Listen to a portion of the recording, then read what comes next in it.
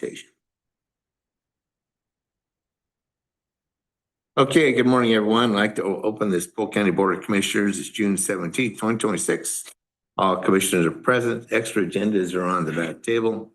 Looking for comments not on this agenda. Would anybody like to address the board? We have some esteemed guests that would come for. Okay. Next up, looking for approval of agenda. So moved. Second. It's been moved and seconded. All those in favor, please say aye. Aye. Aye. Motion passes unanimous. Approval of minutes from June 10th, 2026. So moved. Second. Been moved and seconded. All those in favor, please say aye. Aye. Aye. Motion passes unanimous. And approval of consent calendar. So moved. Second. It's been moved and seconded. All those in favor, please say aye. Aye. Aye. Motion passes unanimous. Brings us to our monthly treasury report. Steve Milligan, he did email the treasury report. He's not with us today. Any questions from the commissioners? Yeah, I just, as normal, ask that our administrator is checking it off as well, and says it's in good keeping with his reconciliations. We verify it with our reconciliations, and they do use somewhat different methods, but it's still viable. Caitlin is modifying it for me to, in the future, just to make it easier for it to work budget wise rather than just cash on hand. Thank you. Okay. The next up is school support fee. SEDCOR, Alex Broskus and Eric Anderson. Welcome, gentlemen. Hello, hello. Morning. I also fixed your attack. I just want to point that out. Oh, I want credit. Good. My job now. Okay. No. Hello, everyone. Alex Vasquez of SEDCOR. Eric Anderson with SEDCOR. And we're here today to talk about the exciting enterprise zone and school support fee, which is exciting. Listen, this is cutting edge stuff. I've got a little bit of a background on just the enterprise zone, just as a reminder, but also for sort of anybody else who's listening. But then also we'll get into the meat of why we're here, which is really just an administrative kind of hurdle that the legislature decided that we all needed to do as it relates to enterprise zones. So, and it works. All right. If you'll recall, the enterprise zone is an incentive, the property tax abatement incentive for traded sector businesses currently. So that any manufacturers, processors, et cetera, there are different types of sponsors, city, ports, counties, tribal governments, and you as county board of commissioners are one of the sponsors. Currently 73 enterprise zones, 55 are rural and 18 are urban. And the local governments are responsible for sort of creating, amending, and managing. I think Polk County is extra fun just because we have 4 zone sponsors in one enterprise zone. At the time the enterprise zones were created, there was a cap on the number of allowable zones. And so the enterprise zone here actually was started by Dallas in 1987 or 89. And then it's been amended in 2000, 2006, and I think 2010 along the way to add more zone sponsors. So it's extra fun to work on, extra administrative. So We should add that SEDCOR is the manager of the zone. So there's sponsors, which are the governmental entities and ports and tribes. Yeah. And then there's the manager function. yeah, Was Dallas, now it's us. yeah. And so, and Eric's here because he generally gets to do the paperwork that is required for enterprise zones. Just as a reminder, here's the map of the Dallas Independence Monmouth Enterprise Zone. And if you'll recall, the little yellow spot in Rickreall is your portion of that enterprise zone, which I think was established in 2010 is the number in my brain, but maybe somebody else, maybe Greg remembers. Earlier. Or earlier, was it 06 maybe? Okay, so eligible businesses, manufacturers, processors, shippers, call centers, headquarters for facilities, and then some zones can designate hotels and resorts as eligible entities. Retail, construction, financial services, and other activities, other types of businesses are not eligible. I will just caveat that some rules just changed in this last session. And so the legislature is sort of opening up what's allowable. And so zones can choose to elect to do extended abatements up to 10 years. And also kind of pick whatever industries they want. So non-traded sector, that would have to be done zone by zone. We're not going to open Pandora's box for that. This is not that conversation, but it is just timely just because those new rules went into effect. We sat on a webinar with Business Oregon last week about it. So. And if there is a key project that isn't a targeted, one of the traded sector industries, that is something that we could look at with that, but we would go through this similar kind of process at that time with the community where the project is going to be and all the partners. Yeah. So the standard enterprise zone abatement is a 3-year exemption. The business must invest at least $50,000 in real new property, and that includes buildings or structures. They can do additions and any kind of machinery that bolts to the ground and then would affect the sort of the taxing rate. Of course, the requirement is to increase the number of jobs. And so it's the greater of at least one new job or 10% increase in jobs. And then the business must maintain the minimum employment during that exemption period. And then the other requirement is to enter into a first source hiring agreement with WorkSource. So jobs have to be posted through WorkSource.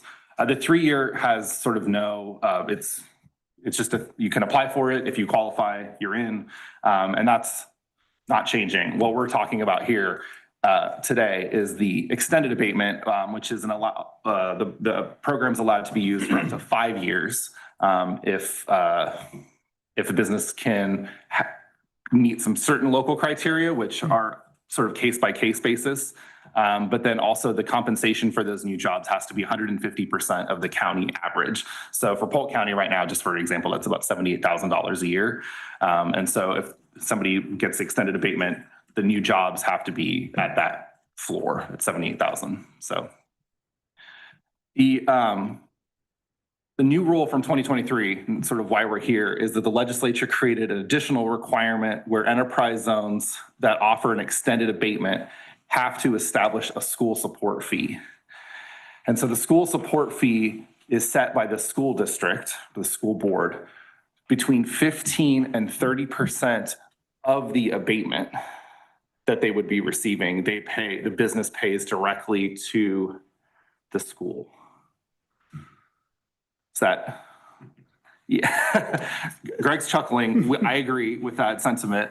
This is just another piece of a layer onto this enterprise zone cake. So because there's multiple zone sponsors in this, in the Dallas Independence Monmouth Enterprise Zone, we're on a little bit of a road show. So this is the third stop between zone sponsors. We started with the school districts in February. The Central School District and the Dallas School District both set that fee at 15%. Now we're coming to the zone sponsors to essentially bless that fee, and we'll enter into an MOU with, or I think it's or some sort of resolution that we'll work with Morgan to bring to you. But that's kind of the genesis of why we're here, why we're talking about it.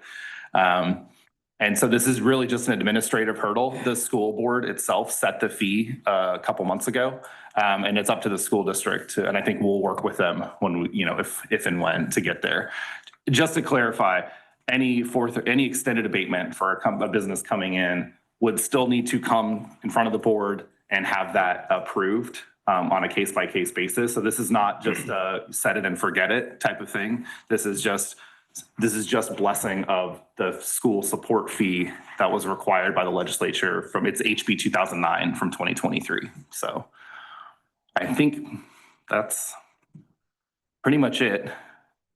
I don't know if I have tons of answers, but I probably Should mention we do have our first project that is eligible, job creation wise and salary wise, in Independence, Oregon, mining and agriculture, fabrication. Yeah. They moved into the former Forest River building, and we'll be creating some new jobs there, well-paying jobs. So it's been nice to have an example kind of company to work with on this one. So we can say, here's the kind of company that can take advantage of it. Questions, gentlemen? So what can the fee be used for? The school support fee, I thought that's what we're talking about. the fee, I don't think it's, I don't think it's actually, I think it just goes to, their general fund as a fee. It's not, It's like a payment in lieu of it's a taxes. payment in lieu, yeah, so it's not designated. Well, it's an additional tax. It's an additional tax. On It's the, not payment in lieu of taxes. It's, I mean, I get your description, but it's an additional It's an tax. additional tax, but the company would have paid the tax if it didn't get the enterprise zone. yeah, it's on the, yeah, exactly, right, that's exactly right. So what if we don't agree? Good question, to be perfectly honest. It's unclear with multiple zone sponsors how this works. What I assume would be that your specific enterprise zone area, which is the Rick Real Dairy, just wouldn't be eligible for any extended abatement. Do we have any now? No, Have we ever? and not as far as I know. And who will this fee impact besides the one you just said doesn't have any extensions? Rick Real Dairy. It would Who will it impact? impact the business that was taking advantage of an extended enterprise. Is there a list? Yeah, I mean, I have no idea who the impact would be if I said yes to this. No, it would be a project that was coming in that met the criteria for job So creation. this is for future, not That's correct. anybody. Yes, that's correct. Okay. So we don't have any knowledge of anybody's position on this except the school districts who want to get the money. The legislature required. I got that Yeah, part. the- I understand the legislative piece, but Independence, I pushed back on legislative issues before, so. Independence has approved it. Yeah, Independence and Dallas have both approved, have blessed the school support fee. Okay, so we have no feedback from businesses at this point on, The only extended abatement project that we've had in Polk County in recent memory is this one, the Oregon Mining and Ag Fabrication. And they just had that go through maybe a couple months ago. And so there's nobody else that is impacting. Like I said, that's why I couch this as an administrative hurdle. So existing don't get grandfathered in. That's, Right. yeah.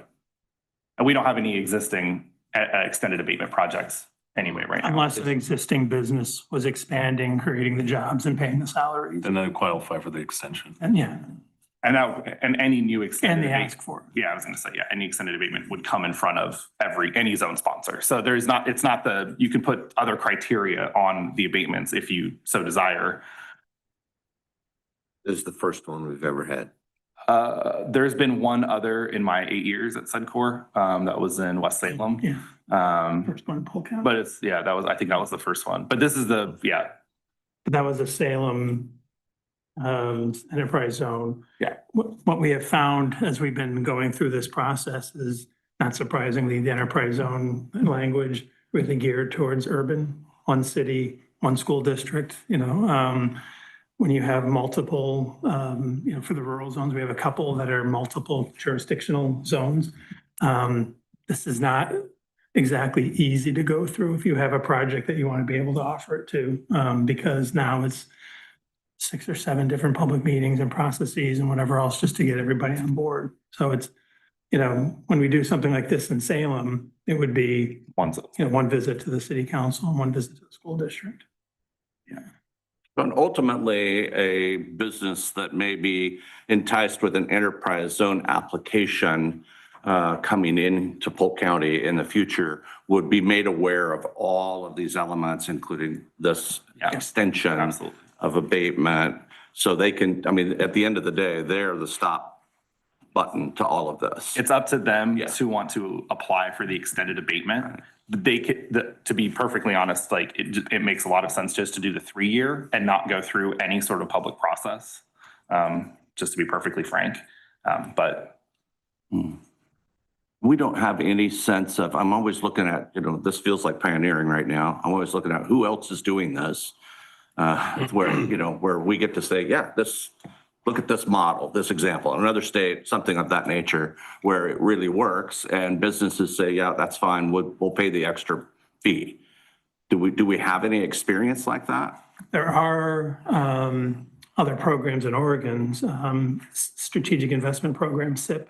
Where you do negotiate payments in lieu of, what would have been your property taxes. You do pay a portion of your property tax on that one as well. And then the additional tax you would have paid on the total project cost is, I think it's a 10-year process where you get abatement on that, but then you can negotiate community fees. The Strategic Reserve Program that the state offers, this is arguably a forgivable loan. That's another one where they kind of slide in what are you going to do for us to the business as far as some sort of community impact or beyond the job creation and the investment. So there are precedents here. Business Oregon has also been going through a process of incentive modernization. And so they've been holding listening sessions and whatever else. I don't think they've come out with final recommendations on what their incentive modernization looks like. But this is the one tool that we have. Well, I feel obliged to point out that it's also the state's kind of flagship program, yet it's not state funding, it's local tax funding. Yeah. I like to try to do that. And frankly, what I think I heard you just lay out for me are the rules. The people who build the product, the packages, and what I'm looking for are the businesses that say, yep, this works, it's successful, and all government should say yes to this. That's what I'm always looking for. It's like, what's the impact, the end user's experience? Yeah. And do they support this kind of thing? And right now, what you're saying is we don't have a model that says they support this new fee for schools. It's so new.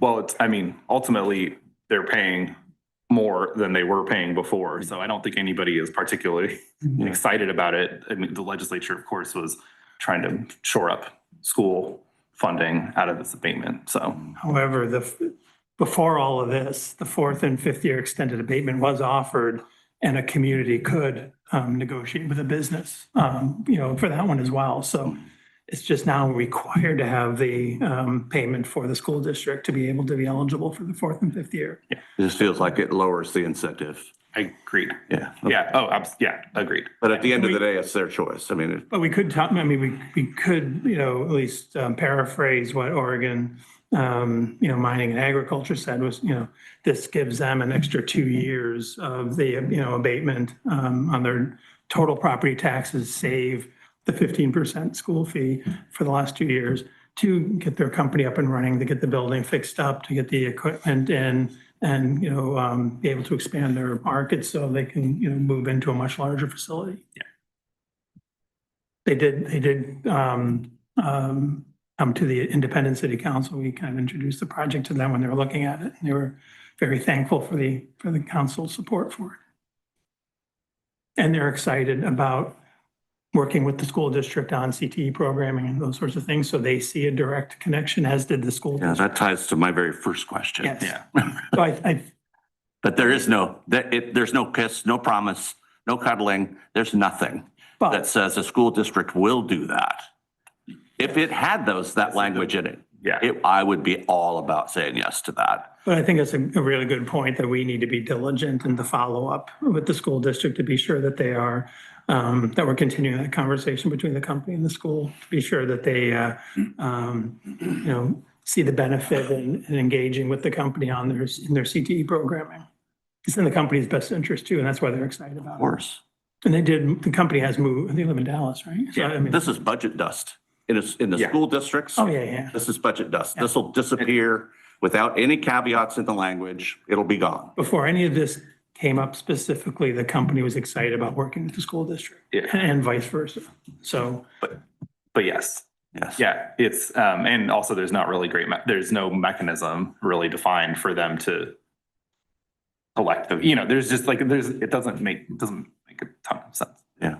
So we don't have action for you today. We'll work with Morgan to get the resolution before you, but this is mostly just informational. I just want to ask and answer some questions. I need clarification on the 15 and 30%. So both school districts chose 15%. Yeah, the So will minimum. they share the 15%? It's Or only, is that 15% each? it's only the 15% if the business, it would be paying taxes to them. So in their taxing district. So it, Yeah, so like I said, it's extra complicated because these tools aren't built for multiple zone sponsors with multiple school districts because they're not necessarily built for rural areas. It's not 15% of total tax liability. No, it's 15% of what the abatement would be. So it's a calculation of if you were gonna, if you were gonna get $100,000 abatement for your fourth and fifth year, which is round numbers, you'd need to pay $15,000 because that's what the number that they set. They set the lowest number possible, which was, I think, a nice show of faith, if nothing else. But so What happens if the school district decides they want 30? they would need to amend their. So you'd have to do this dog and pony show? Presumably, because let's not talk about it. I really appreciate. Actually, it does bring a question. And I've just sort of been chatting with Morgan here and there about this.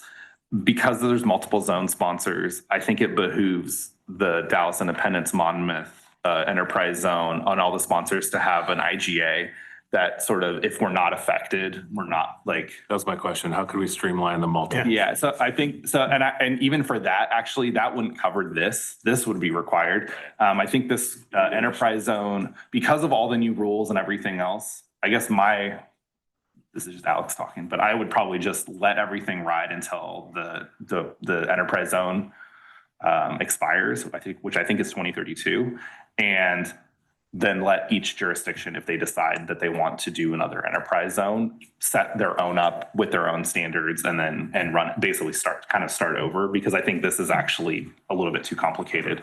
And it's taken a pretty significant amount of time to work through with all the jurisdictions. I still have to go to Monmouth. So I'm going to Monmouth in a couple of weeks to have the same kind of conversation. So regardless of the school support fee, every extended abatement had their, like the one for West Salem that went to the city of Salem council has to go, it's a public process, as Alex mentioned before.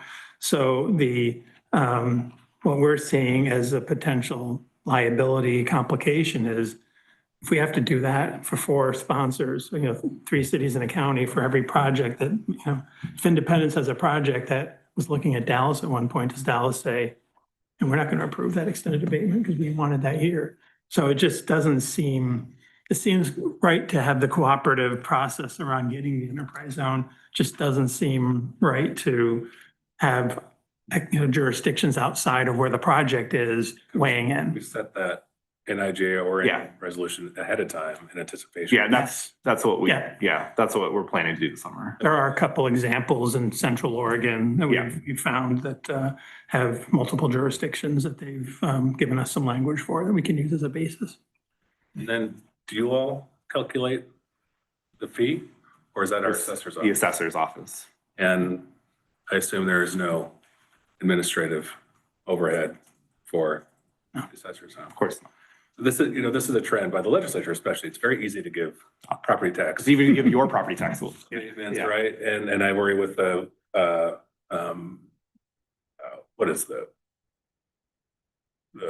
Prosperity Council, that a lot of their mechanisms won't look at a sort of state-based barriers to growth and look at incentivizing local school districts, counties, cities to subsidize perhaps activities that the public may or may not support. So the public is subsidizing the local services in advance of something that they may or may not support. And it's, Agreed. anyway, Yeah. I'm preaching to the choir, Yeah, you are. but something to keep in mind too. Yeah, no, I agree with that. So, thank you for your time. Appreciate it. Sorry, it's a little bit complicated, but we'll try to get something in front of you in the next month or so if we can. And If you have any other questions or think of things in the meantime, please don't hesitate to contact us too. call Alex. Oh, yeah. Yeah, I know how it works. Thank you. Thank you. Thank you both. That brings us to year-end budget modifications and resolution number 2607. Mr. Greg Hansen and Caitlin Diaz-Augustini. come up here, they can ask you questions. Before you, I We think, need to note this on the record that we have Caitlin at the desk. well, she's gonna answer all complicated questions, I'll name. which she can do easily. We will try. I believe you have a handout. We modified this late yesterday from what was originally in your packet. This is the second of the year-end modifications for the existing fiscal year. We do this, we've done this for the last 20 years on the year-end one, but the one that we do in January or February is only got a history of 8 or 9 years. This is basically a cleanup that prevents us from violating the state of Oregon budget law. We do it so we don't exceed appropriation authority and those things. It's still a estimated guess on our, because we never know what final bills are coming in after the end of the fiscal year. But as you can see, the resolution covers a number of departments within the general fund. It also deals with 3 separate funds that don't have their own contingency. They tend to be the smaller ones like dog control, law library, and in this case, juvenile. And then there are funds that have their own contingency or reserve that have modifications within them too. They tend to be public works, management services, and behavioral health. In this case, I don't believe behavioral health had a modification. They had plenty of appropriation authority. So, but those are how it works. And basically, Caitlin did most of the work on this with our collaboration on what should be in, what should be out, and those kind of things. If you have any questions, Caitlin, I guarantee can answer them. I'm ready for you, Pope. So I'm always curious about these at the year end. Why? What are these overruns from? And I realize it's extensive to go through them here one by one, but we have a budget for a reason, and we're supposed to have department heads that follow them. And so I'm always interested in knowing why. So I will pick one, for example, the dog control fund. How do we go over $20,000 on our budget on dog control? Doc, go ahead and you can try her. Yeah, so first off, when we adopt the budget, it's all an estimate for utilities, personnel, all of that stuff, and things change from June to now when we adopted it last year. But for dog control, I think specifically on that one, with the dog pound out there, there's just still getting it all up to date and getting things ready and materials and services with utilities and with wiring and all that kind of stuff. It's just estimate for what we thought it was going to be. And there was just additional funds that were needed to not break Oregon budget law. And the department heads are really good at checking in with Greg and myself about if they notice that they're going over for whatever reason. And there's a whole discussion on why it is. But again, like for a lot of these utilities and all that stuff, we don't know, it's an estimate. So, but I'll let Greg, he might've had the discussion more so with the sheriff's office. And 90% of these modifications is for appropriation authority. Mm-hmm. There are some to protect the fund from being in the red. Dog control is one of those.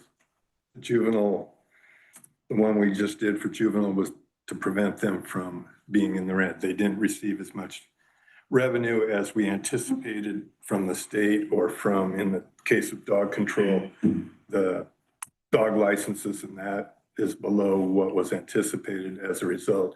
If we don't transfer this 20,000 in, doesn't guarantee that we're going to transfer the 20,000 in, but it's to protect the fund from being in the red. Same with juvenile. There's a $40,000 one in here. Reality is you'll probably only transfer 25 of that, but to make sure we're not in the red, we put in a number.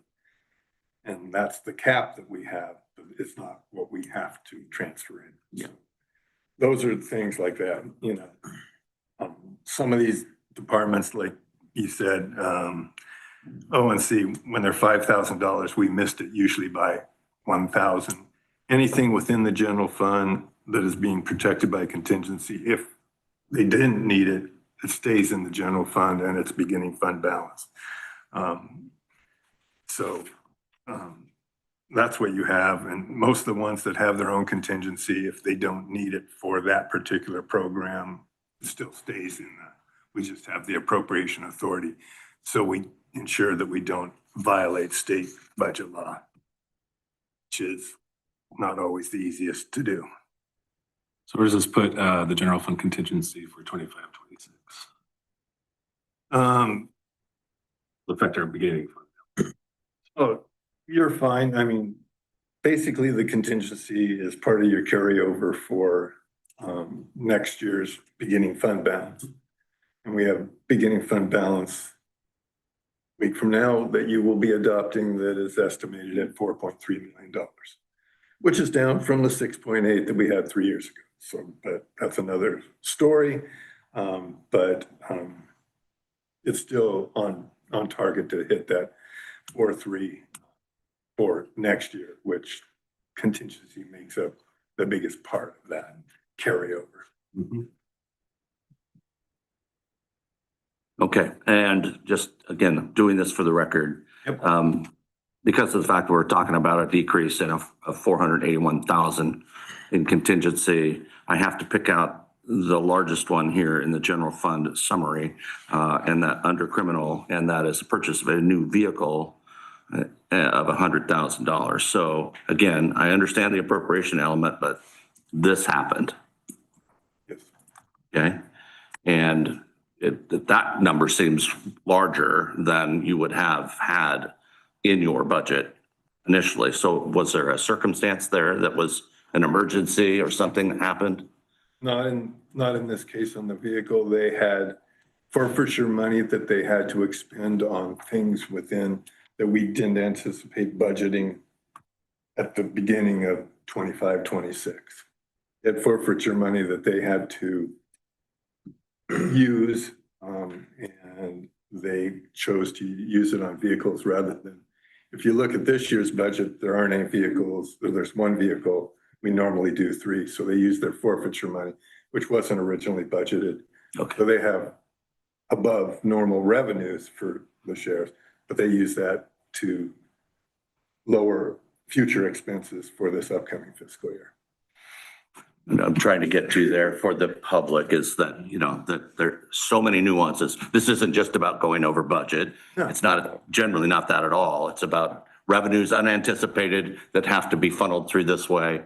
And So you could receive $5 million extra, but you wouldn't have the authority to spend it because of appropriation authority. And you have to modify the appropriation authority to expend that, you know, windfall or whatever you want to call it. So just because you have money in the bank for government accounting doesn't mean you get a right to check to spend it until the board, through resolution, that modifies the budget to increase that appropriation authority. And appropriation authority within funds has a 10% cap. If we exceeded 10% in appropriation authority, we would have to bring, it would call for a supplemental budget. We had to do that back in February or March on the building improvement fund because we expended an unanticipated roof repair that we didn't have budgeted. So technically, if we didn't do it by resolution, we would have violated local budget law because we exceeded our appropriation authority, even though we needed a new roof. So it is somewhat complicated and weird, and Caitlin shakes her head because It's so beyond the logic of just accounting. Accounting makes sense because everything should equal, but when you throw in the laws and regulations they do for safeguarding public funds, There's very strategic, I guess I'll give them, ways of how they go about presenting this. But the money from the sheriff's office, asset forfeiture, they have no idea what they're going to get or when they're going to get it until a case is closed and then the assets have been distributed by the feds. There's multiple agencies that are usually involved in those cases, and how they determine the percentage of what agency gets what. I don't know, but we see the document come in, and I had Molly and I looked over it, but you get what you get, and then you have a certain period of time to spend it. And so they get to pick and choose when they do that, but being in the general fund, and that as large as it is, there's not really a good way to budget for that, because who knows if what they want to spend it on is going to be this year or next year, right?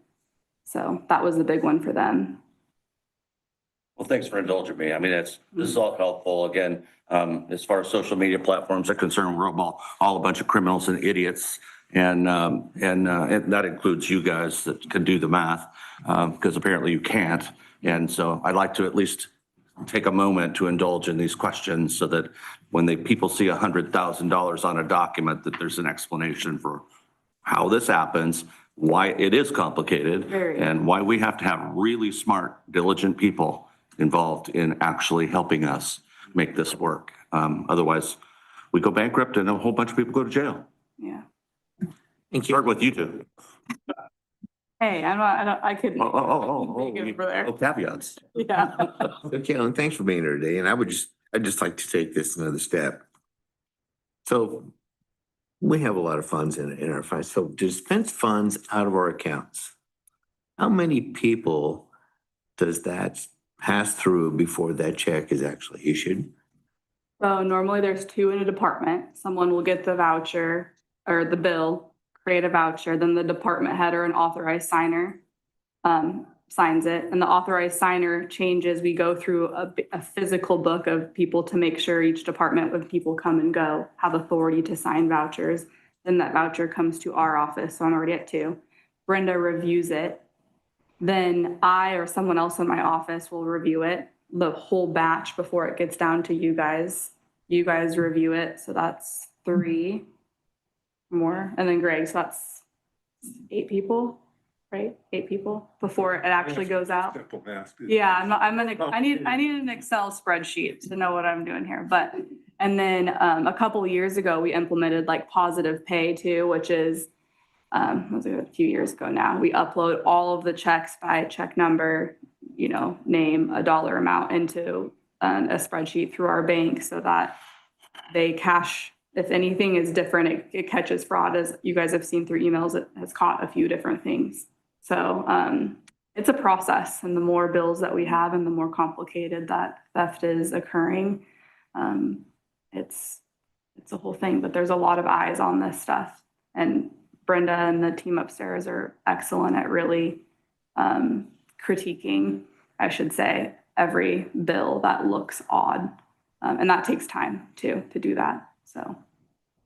Does our treasurer have the opportunity to go through these bills as well? Oh, yes, of course. So then we have the physical batch out, and I think they emailed him, a cover sheet of what goes out and how much and all that stuff, which is every week. And then there's two batches or 2 big payments every month. There's a monthly, and then there's also the credit card. And there was the wrap, but I think that's hit or miss most of the time now. And it's very small. Yeah, very small. The treasurer monitors the cash positions too, monthly basis. Sure, you'd have to ask him. I try and keep into my lane, but I'm not sure whatever he does, I'm sure, I don't know. I keep in my lane. I do what I need to do or what I think I need to be doing, so. I appreciate all the detail work and transparency in this process. I know it is a lot more work than a traditional private sector accounting process, but that's why it's there for a reason. So elected representatives and the public have a chance to review it and to know where the money is going. No, for sure. I appreciate the process and all the questions. Yeah, no, I welcome it. It's fun stuff most of the time. I'll move to adopt resolution 2607 as presented. I'll second. We have motion, and it's been first, second. All those in favor, please say aye. Aye. Aye. Motion passed unanimous for proposition or resolution 2607. Thank you both very much. Great work. We have a need for an executive session today. Yes, sir. The board will meet in executive session pursuant to ORS 192-660 sub 2D to conduct deliberations with persons designated by the governing body to carry on labor negotiations.